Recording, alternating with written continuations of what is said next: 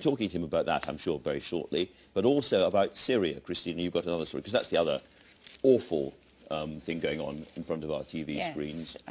Well, I thought it would be only fair if I mentioned Christina's story, because I see. probably she's too modest to mention herself. Describing the misery of Aleppo, which is considerable in eastern Aleppo.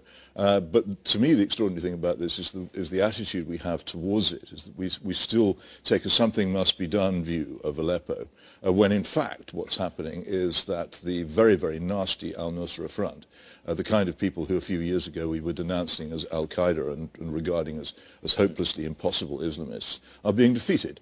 And that city is finally going to come to the point where there will at least be peace.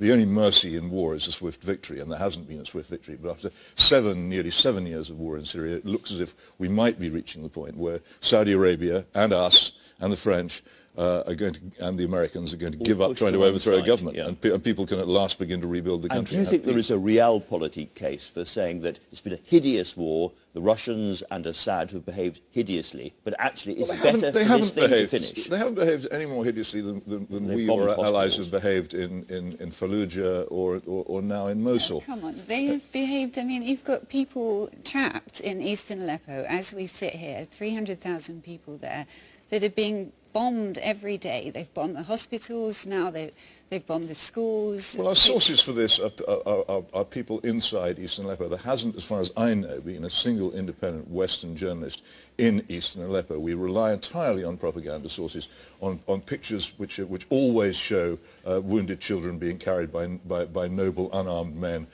in heaps of rubble, and we rely on this and we take it as read. You never see any of this kind of reporting from Mosul or from Fallujah, where similar things have happened, to be done by our side. Yeah. And this blackening of the Russians just seems to me to be particularly ridiculous. Well, the thing is nearly over. We should be pleased at least that they can start rebuilding. I was in Syria a few weeks ago and I saw Assad, and he's very confident because he has created a situation where it is looking like a choice between him and If I had Putin at my shoulder, I'd be very confident too. Yeah, we're going to talk a lot more about this with Boris Johnson.